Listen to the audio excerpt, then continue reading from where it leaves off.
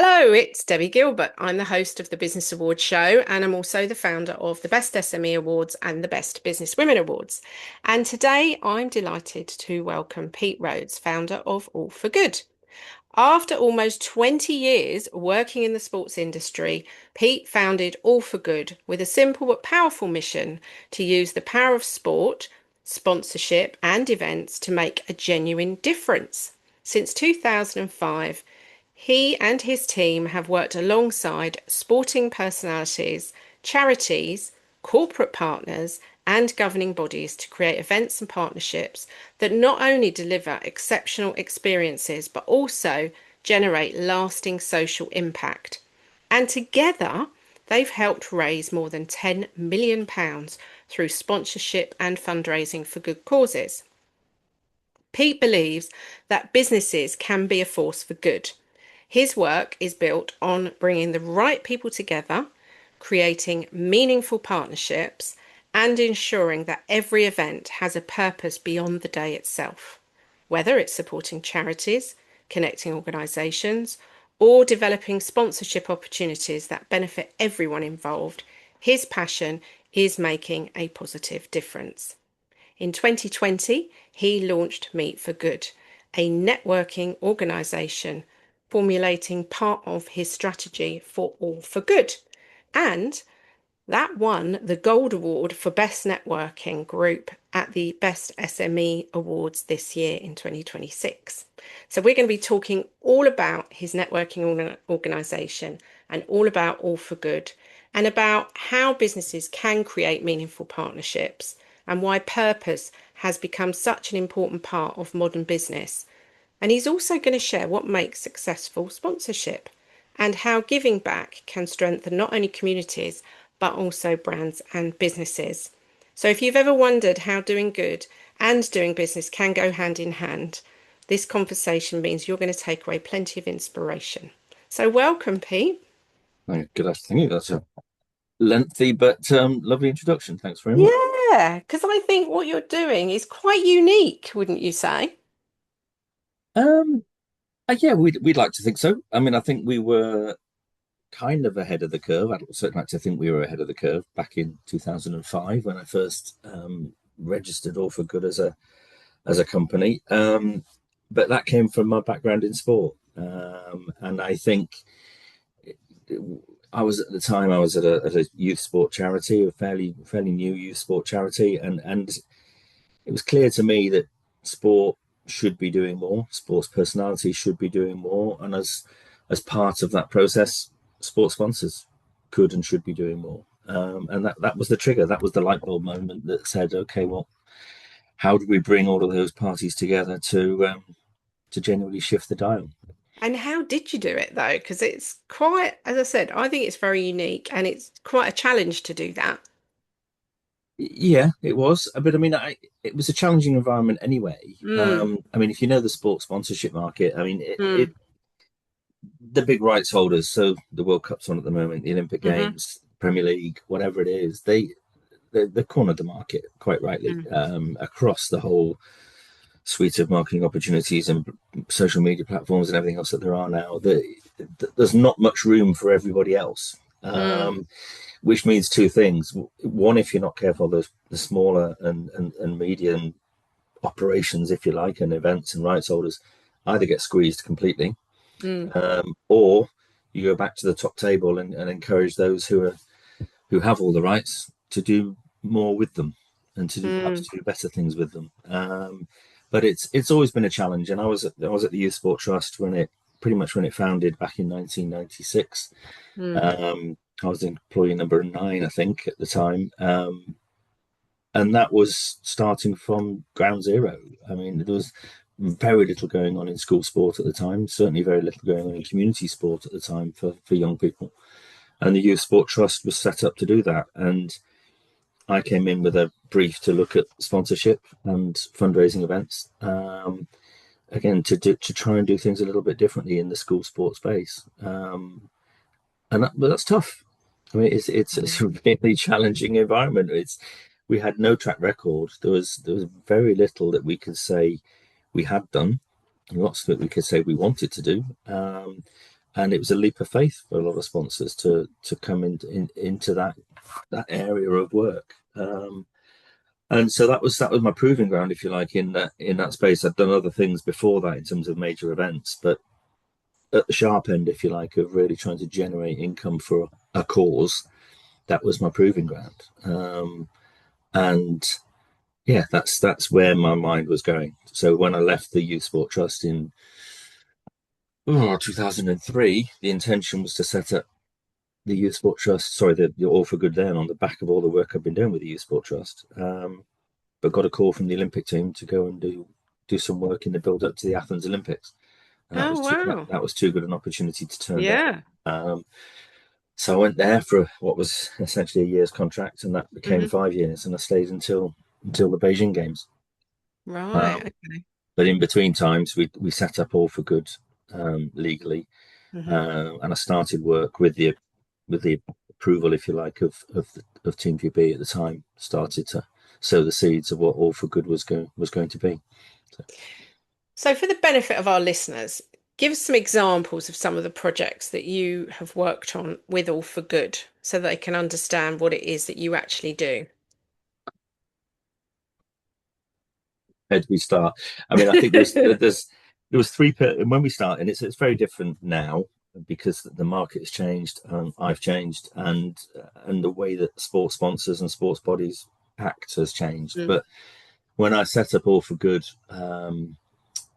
way back when, there was three pillars, if you like, in terms of the way that I wanted to work. One was events for good, one was another one was sponsorship for good, and then there was good consulting. So good consulting paid my mortgage. That was me charging myself out to try and help other people shape what they were doing. mm, And then events for good and sponsorship for good was me going out there trying to work primarily with charities and other good causes mm, to find ways of using sport as a platform. So hmm, whether it was organizing golf days for startup charities, whether it was organizing dinners and award ceremonies and whatever else it might have been, it was how do we get things moving in the first instance.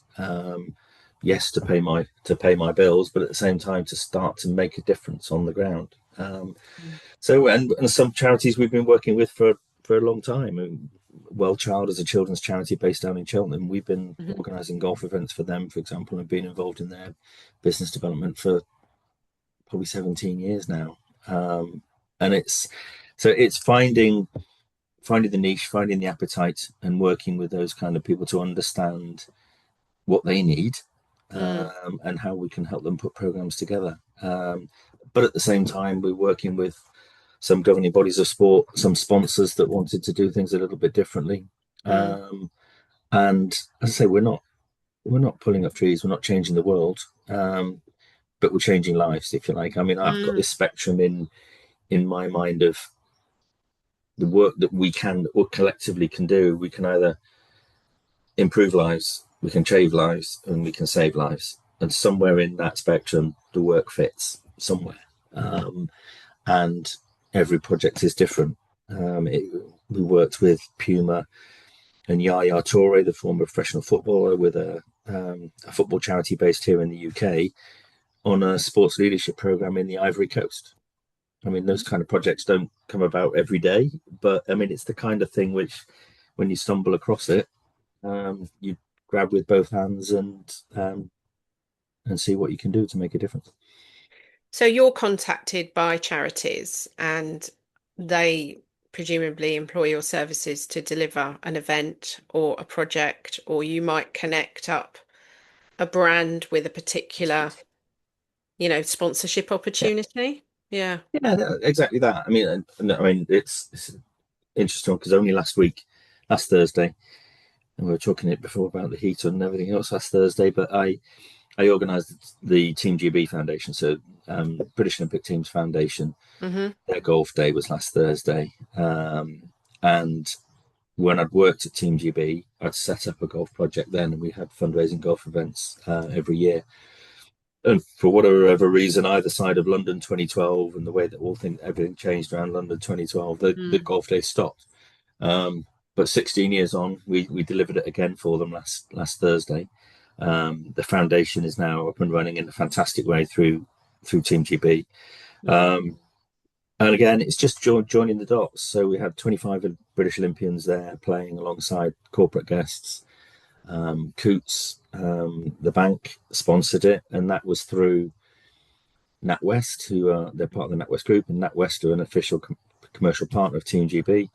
Coots wanted to do something a bit differently to leverage those rights and activate those rights, and that was through a golf day which has purpose, has social impact. All the funds raised are going through to the work in the foundation in schools and communities across the country, using the Olympic spirit as a way of motivating young people to stay healthy and happy and use sport as their social tool. So it's just a brilliant day of bringing people together, having a bit of fun, and raising some decent money to further the cause.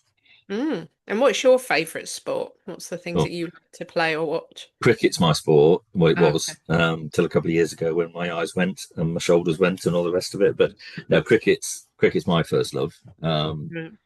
and that of my boys as well. A lot of my boys play. So it's but I mean, golf is the perfect Mm. platform. Still is. Yes, I know it's can still be a little bit white middle-aged man dominated, but things are changing, and you can have some great fun, particularly with fundraising on a golf Mm. course. So long may it continue. Because it's such a sociable sport, isn't it, golf?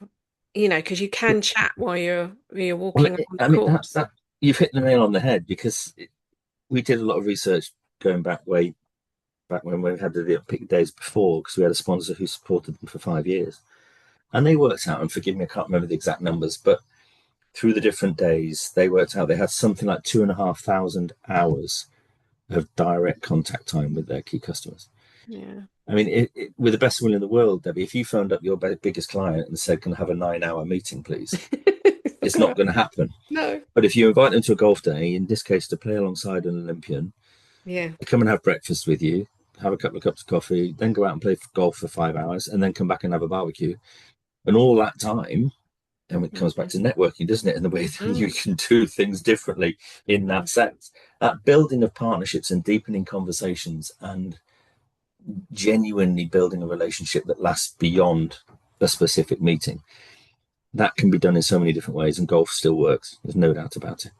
Oh, completely agree. I mean, I've organised many golf days for charities over the years and rarely had a problem filling them.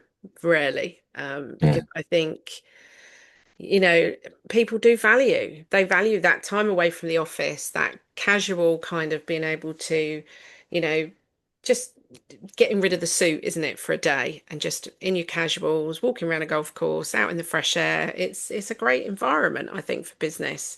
I yeah. really do. I really do. Um, so let's talk about your networking group that you set up back in 2020, Meet for Good. So I love the fact that all of your little brands within your company have got the word good in them. So tell us about Meet for Good. What was the idea behind that and how has that evolved? Again, it's one of those weird, not quite a sliding doors moment, but I'd never gone to meet any networking events or meeting events like that. It just didn't float my boat. I'd never really been in an environment where I was either chasing business or wanted to be chased in that way. Um, and a colleague of mine, Paul, who was at the event, Mhm. who'd worked with me at the Youth Sport Trust, and we'd gone our separate ways in a professional sense, but we'd stayed really good friends. He was working for another charity and phoned me up and said, "Pete, you'll know, I want to go to a networking event, but I kind of want it to be sporty. I want it to be in the sports industry. Which is the best one?" And I just said, "No idea. I haven't got a clue. Don't go to them. Don't think I ever will. It's not my bag." And we both kind of sat there and thought, "Oh, maybe there's something to do Mm, here." Because we both kind of got a sporting background in terms of our work. And so, and it's not rocket science to know that sport in particular, but more broadly, high performance mm, has huge value for business. mm, The speaker circuit is awash with mm, people who've achieved great things in sport and high performance. And so we we set about to create Meat for Good with very much good intent. I mean, there's a charitable element to it as well. We donate a certain amount of our proceeds to charity every year. We open up membership to charities in a discounted way so that they can get the benefits of the network. And we work hard with all of our speakers to get them to buy into the vision of what we're trying to do. So we're not the greatest payers in the world for any of our speakers. We have a simple rack rate that just says everyone else has done it for this. We'd like you to do the same, please. And it works because of the audience that we've managed to create and the spin-offs, which I'll come on to in a minute, in terms of them and the value that they can bring to a room as powerful speakers. But we've got high performance, sport, business, and charity, and that's the four strands of Meat for Good. So we're trying to bring all of those people together all of the time. We do 6 events a year, 3 as business breakfasts and 3 as evening events. And we did the research. We went out to Chambers of Commerce events. We went to BNI. We went to others and tried to work out what we knew we didn't want it to be, and then put our own stamp on it. And we bring a guest speaker into every event, and we try to target key themes that we know are either current or relevant to business. So it might be leadership, it might be communication, it might be mental health in the workplace, it might be leading a high performing team. Whatever it is, we've tried to shape the content to suit the themes that we know business are struggling with or trying to tackle in their own way. And it's flown. It's gone really, really well. I mean, we started 6 weeks before the first lockdown in COVID, which was a bit unlucky. And so we did one event, a launch event, and had generated a lot of interest, and then had to go back to everyone and say, trust us, we'll be back, but we just can't do it now. And we've just, a couple of weeks ago, we did event number 30. And we've kind of kept it and tried to limit it to, one, retain a certain amount of intimacy and exclusivity. We don't want to go too big and just feel like it's another networking group or another conference or another speaker. So we've got us in the Midlands here now. We've got about 55, 56 members and or partners.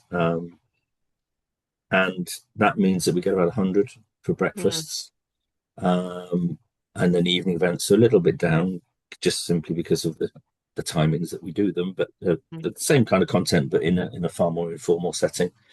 Normally get sort of 80 to 85 for the evenings. And that's perfect for us. It's great. You can have some great interaction between everybody that's there.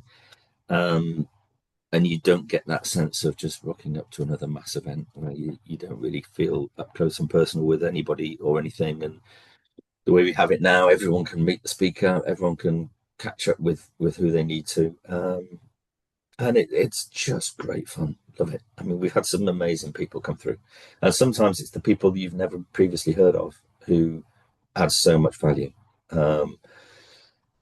We've had Olympic champions, we've had Premier League referees, we've had people who can talk about some fantastic achievement either on or off the pitch. But we also had a lady called Nikki Perfect, who was chief hostage and crisis negotiator for Scotland Yard. She came and talked about communication skills and having difficult conversations, which, as you can imagine, for anybody in the room who either runs their own business or manages people, I mean, some amazing nuggets in there from her. We've had James Kerr, the Kiwi, who wrote the book Legacy, on the basis of all the All Blacks culture, all the stuff about sweep the sheds and, pardon my language, but no dickheads, and all that kind of stuff that is brilliant and held up there as being world leading. And again, so much stuff that can translate into day-to-day business. Recently, we just had two back-to-back events on the basis of how to be the best teammate. And we took one guy from sport, Luther Burrell, who left rugby union recently under a bit of a cloud with as a victim of racism and exclusion. And then 2 weeks later, we had Garth Miller, ex-Special Forces, just broke the speed record for the summiting of Everest, and he's now a commercial airline captain. So three different elements to his life where team is everything and trust is everything. And so that's the kind of theme we try and create and follow. And it's just really good fun. And we just we feel good about the way that we do it. The membership keeps coming back. The partners are staying with us. I'm now talking about Manchester and London as different prospects for taking it on the road a little bit. Just got to understand exactly how the markets work in different cities, because we're comfortable here, and that's not meant to sound like we're resting on our laurels, but we know the Midlands.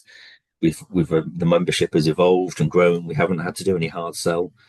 I imagine if we went to London, it would be from a standing start. It would be a different challenge altogether. But it's just really good fun work, and long may it continue. And whereabouts in the Midlands do you meet? We're in the East Midlands basically, so we're sort of Derby, Nottingham as the focus, and that's literally because that's where Paul and I are based. And when we set up, we had three founding partners who backed us before we'd even done an event, sort of backed the vision, and they've stayed with us. So we're still here. Yeah, I mean, we'd like to go further afield.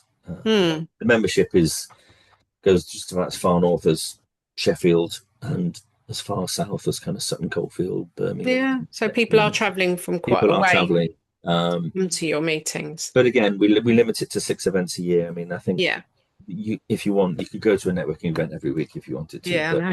Every day, every hour. you've got to question the value of it. But I mean, everybody finds different things from them. But we love what we do. We've been fortunate to work with some amazing people who've given their time and their expertise and their knowledge freely, really, to really try and help the local business, and it's working. So I'm guessing there's cross-pollination between the work you're doing with All for Good and Meet for Good. Yes, 100%. Yeah. So we've now got a Speakers for Good program. So again, met some fantastic people who've come through Meet for Good who suddenly become in demand, either from our members or just because of the publicity around events. So we're not a speaker bureau. I wouldn't claim to be one, and I wouldn't like to be one particularly.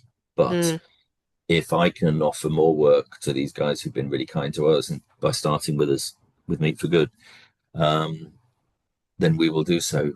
So, again, a local example: Preet Chandy from Derby, Polar Explorer. She just made an attempt on the North Pole solo and unsupported. But before she came to work for Meet for Good, I'd already placed her in 2 speaking events locally, one with a charity, one with Rolls-Royce. And we were fortunate we got Rolls-Royce and Toyota on our doorstep, 2 huge organisations, and Rolls-Royce in particular see huge value in supporting their staff and the leadership and development of their staff through these kind of events. So that part of the business is growing, but again, it's not a focus. It's almost a consequence and a byproduct of some of the other work that we're doing. So what's the current projects you're working on with All for Good at the moment? Meet for Good expansion is at the top of the list, trying to understand how we do that without losing sight of the value that we've created here in the Midlands. As I've just had a golf project with Team GB, which was very live last week, and we've got another event with them in September. I work also for another global golf program called the Icon Series, which took us to Thailand in February, and hopefully is taking us to South Africa in December. And that again is sporting personalities playing golf, basically. But I look after the sort of the charity and the social impact space. So that event is building. It's got huge momentum now. Some amazing personalities and for example, it's got the richest hole in golf. As well, we've got a $10 million swing, it's called, which is the hole in one prize is $10 million, which is mind blowing. And if somebody wins that, the charitable impact and the social impact of that is just massive, because it's all locked into contractual obligations to give a certain amount of it away straight away to charities and good causes. So that's very exciting. Again, people you meet and the places you go through sport, it's I'm lucky. I'm very lucky. So there's lots of things on the go. We've just done a dinner here in Derby for a local youth mental health charity, and that was basically an event from scratch.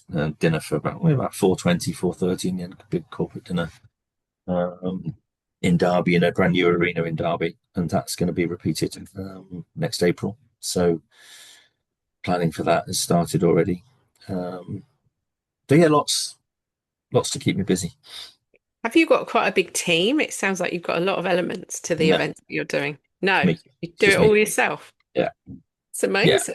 Well, I mean, I obviously can call on people. So Paul, who Mm, was the awards with us, Paul's in with me 50-50 on Meat for Good, but he's got a full-time job.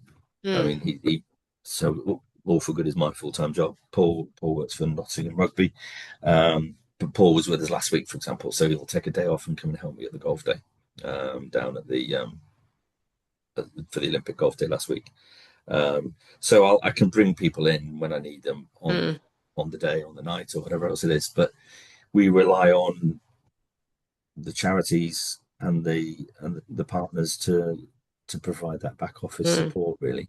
Right. Um, I've never had a desire to grow some or singing or dancing agency or team, No. because, well, you'll know as well, event work particularly, you have the peaks and the troughs, and you've got to be able to Mm, ride those out. And I wouldn't want to do that with responsibility for other people's families, never mind my own. But so no, it's always been me. I think I might have one of my sons knocking on the door soon to see whether there's a job going for him, but we'll cross that bridge when we come to it. oh, yes, I know that feeling. Um, so let's talk about the Best SME Awards, because you told me on the night it was the first awards you'd ever entered. And I'm just interested what the thought process was behind that. Was it to raise more awareness of Meat for Good, or was it just a bit of validation really for the work that you've been doing, or was it a bit of both? I think it was a bit of both, but really a little bit of validation for us doing what we're doing, because Mm, I think either whoever's hosting the event, whether it's me or Paul, we always do this intro at the beginning saying, look, we're networking, but we're different. mm, If you're expecting to come here and pick up your next short-term contract, or walk out of here and with an ROI that you can go back to your boss and say, I've justified my membership because I've just got this isn't for you. This is about, it's personal and business development. And yes, we know we do a good shout section at every event, so talking about the different connections that have been made and different great work that other people are doing. It might be independent work that they're doing, but as long as, if they're in the room and they're doing good, we'll shout about it on their behalf. And so it's, for us, it was a case of, well, we just wanted a little bit of recognition for the fact that, mm, have we got this right? We think we've got it right, because the membership's growing and the feedback is always fantastic. Um, but at the same time, we'll have to, even though, I mean, I think compared to what other people are charging, our membership is great value. I mean, if we broke it down, you're talking about, if you had an individual membership, 65 pound per event to listen to the quality of the speakers that we're laying yeah. on, and they get fed and they get watered and all the rest of it. It's nothing. It's Mm, nothing. But I'm also aware that you're not just paying for being there all the day. It's a cost. It's a cost of your time, and you've got to mm, justify where you are versus all the other networking groups that you might want to go to. And so we don't take anything for granted, but at the same time, we wanted just that little bit of validation and recognition that actually you're onto something here. Because I will never chase memberships to death. I don't want to put somebody in the room who doesn't want to be there or can't justify being there. And we've lost some members who've just said, well, yeah, the powers that be have said that £500 a year, or depending on what category they've got, £600 a year. We're going to spend that money somewhere else now. Okay, that's fine. I mean, that's all right. People have to make that judgment call themselves. And I don't want it to sound arrogant, but I don't think we want or need to change the way we're approaching it, because we're doing what we're doing. People are coming back. They're loving every different event. We're still finding quality speakers. 30 events on. You sometimes look ahead in the planning and you think, oh, where's event number 4 for next year coming from? But then you'll stumble across somebody, or somebody will introduce you to somebody else, and we try and work as far ahead as we can, but people's calendars are so complex now, particularly the speakers, that, I mean, I've got 3 events lined up now for October, November, and February, but only one of them is absolutely nailed on. I mean, the others will drop in within the next 2 to 3 weeks, I've got no doubt. But you know, there's a lot of moving parts in terms of venue, speaker. Then you can go out to your memberships, and not all of them will be able to make every single event. But that's the challenge we've always got. So now the awards were great for us, because it was a real mixed bag in the room. A lot of very like-minded people in terms of, with it being SMEs, it wasn't full of the usual brands and all the rest of it. It was people like us who are just doing their thing to the best of their ability and cracking on and clearly doing some really good work in their own field. Yeah, definitely, because there are a lot of small businesses out there, you know, and we are the backbone of the actual country, though sometimes that kind of that fact is a bit, you know, hidden, because actually HMRC and a succession of chancellors might argue differently, but anyway. But I mean, we're all doing our thing, and it's nice to recognize. And I think, you know, our judges certainly loved what you were doing. And I recall seeing one of the judges' comments, which was, "This is truly unique, truly a unique networking group." That should be recognized for what it's done. And I think, you know, the judges were definitely impressed with what you've done and what you've put together and the difference you're making out there. Because one of the things that you are encouraging businesses to do is to give back, aren't you? Yeah, it's we'd hope that they would follow us. I mean, it has to be commercially viable. People have to understand that. But we give 10% of our proceeds, straight back to our volunteer charity, which at the moment is the Youth Sport Trust. You see the connection there for me and Paul going back however many years. But as I say, we've got, I think it's 6 charities who are members now. And as much as we can, we'll give them a shout out. So that, I don't know if you know of the Baton of Hope, which is a suicide prevention charity that every 2 years has this baton that passes around the country. And Derby pitched for it and became one of the legs last year. And so we laid on an extra event. We created another event purely in support of Baton of Hope. And Clark Carlisle, the footballer, who's now just become chair actually of Mind, the mental health charity, he launched Meet for Good for us back in January 2020. He's attempted suicide 5 times now, I think, and so he was just perfect. So we did a 5-year anniversary of Meet for Good special event. Clark came back, and we did it in aid of Baton of Hope. So Claire, who was running the Baton of Hope operation here, she came and sat on stage with us and with Clark, and we had this sort of informal conversation with debate. And it was the day before the baton came through Derby, and Clark went on the next day and did some more work with them on the actual day itself. And we've done the same for other charities. So the Youth Sport Trust have had a day with us. Bridge the Gap, who are the beneficiaries of the dinner. That dinner came about because two of our members are ambassadors for the charity. So they've had a huge wave of support that's come on the back of both Meet for Good and the dinner. The 3 Pillars Project, which is a prison rehabilitation social justice program through sport, they're involved with us, and so we've dedicated an evening to them. So there's any number of ways that we can raise awareness, Mm, help raise some funds. Jason Robinson, the British and Irish Lions former rugby league player, he's got his own foundation. So when he came and did an evening with us, we raised some money on the night for his foundation that was in lieu of his fee. He didn't want his fee; he wanted that to go straight to the charity. So um, yeah, there's many ways that we can oil those wheels to mm. keep the good stuff happening. And, if businesses are listening to this, what advice can you give them to create meaningful partnerships and get the most really out of sponsoring charities and events and things? I mean, what would you advise people to do? Passion for the cause has to be the start Mm, point. that's a good point, actually. Um, I think it's very easy for me to sit here or anybody else to sit here as a charity and say, um, well, we deserve support because, Mm, but everybody has a reason or a need to support their own cause, and I think that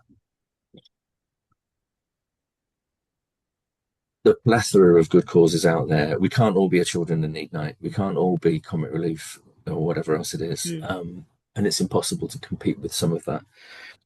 But you can take the mechanics, and if you can find a way of getting that passion, getting it through the funnel mm, to create something special and unique, then there's always a way. But it's for me, it's about that initial passion to understand what is the cause and what difference you can make to that cause, and it then needs breaking down into bite-sized chunks, so that if somebody's coming to our events and it's costing them £375 a year or whatever else it is, and they're doing it for charitable reasons, okay, what does that 375 quid get them? And how do mm, they know that their input is going to make a difference? If they took the golf day last week, if you took it in really simple terms, £1,000 raised last week would have guaranteed 2 Olympian visits to 2 primary schools, for mm, example. So, okay, then you trickle that down, and you're motivating 500 kids in a primary school assembly, getting out on the playground and doing some sport and some physical activity.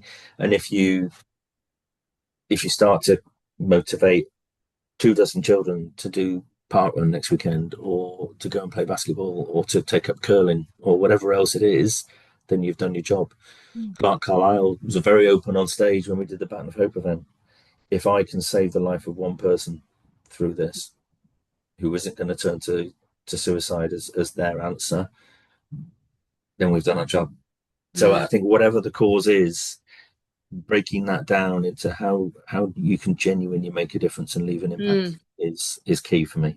Um, that has to be the start point. Yeah, I think that's a really good piece of advice, to be honest. And I tend to look at the charities that I support and have supported. There's always been some kind of personal affiliation there. Has It, to be. you Has to just be. you're just drawn to things that you understand and that you can make a difference if you understand it. So yeah, Yeah, it's really and good it's advice. all of our lives have been touched by something. Mm, Whether it is cancer, whether it could be suicide, it could whatever it is. And my background is sport, so I'm inevitably drawn to mm, how do we, from a preventative point of view, how do we keep our kids happy, healthy, active, mm, and having a connection? I mean, sport has got, and getting me on my blowing soapbox now, but sport's got so much to offer mm, physically in terms of the health and well-being, but also that sense of belonging that you can get mm, through sport that so many young people seem to be missing at the moment. I mean, when I talk to Bridge the Gap and the guys who run Bridge the Gap up here in Derby, it, so many young people are just lost. They mm, don't. They might suffer from anxiety. They might suffer from more serious mental health conditions. We don't know what their personal circumstances and backgrounds are, but there's no glue. There's no sense of belonging there for them. And I personally think sport has a lot to offer, but it's not. It's not going to be the savior for everybody. If you don't No, enjoy but it sport, does. I think both my boys played rugby and right up until they were adults. And I think looking back, it didn't just give them friends and structure, it gave them the ability to understand how to work in a team and all of those elements as Yeah, well, the social side. But the fitness element was part of it. But there were so many other parts to it that they got from it that I think sometimes you just have to sort of encourage your children to try different sports until they find one that they like. yeah, Because I always remember my youngest going to football and then the coach coming over and saying to me, "Look, he is built for rugby. Try him at rugby." And rugby was where he found his, love. And yeah, my eldest did play football for quite a long time, actually, till he was sort of 10 or 11, and then went into rugby after that. Um, and liked racket sports and other things as well, cricket being one of them. So I think, you know, you just got to let your children try different things and they'll find something that they love. of course they will. Of course And they will. Mm. it's so many sport delivers on so many levels. Um, and I think businesses aligning themselves with sporting teams. I mean, I was director of girls rugby for a few years, going back a long time, but I did that, and to help them raise awareness of rugby for women and trying to get local businesses engaged with the sporting clubs to sponsor shirts and to sponsor events and things like that. And I think sometimes businesses don't realize that they can actually, just for a small amount of money, make quite a big difference to a small local club. Yeah, absolutely. Yeah, and I see it every week when boys play football, the boys play cricket, and have done all the way through. My eldest is 26 now, my youngest is 12, but so I've seen it all in terms of at a Mm. club level.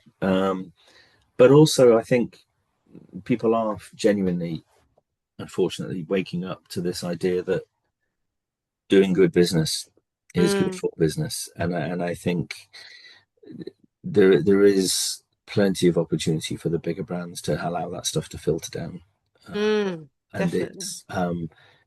it's we're seeing it more and more. I mean, it's great. I mean, 20 years ago it was less the case, but genuinely people are looking to create those partnerships that will over a period of time, and that's the trick is to start well, but also give it Mm. some sustainability and some longevity, to really allow the difference to be made. But we're getting there. We're getting there. Well, it's been a fantastic chat with you today. You are incredibly inspiring, whether you know it or not, but you are. And we will make sure that Pete's details are in the show notes. So if you want to contact him about any of the things that he's up to, and also to watch the expansion of Meat for Good, because I'm sure that is transferable to London and Manchester as well. It'll Let's be hope so. interesting to see. So Yeah. good luck Thank you and very much, and well likewise. done. Thank Likewise, good you. luck with next year's events and Thank you. next year's awards. I'll be watching with interest. Thank you. All right.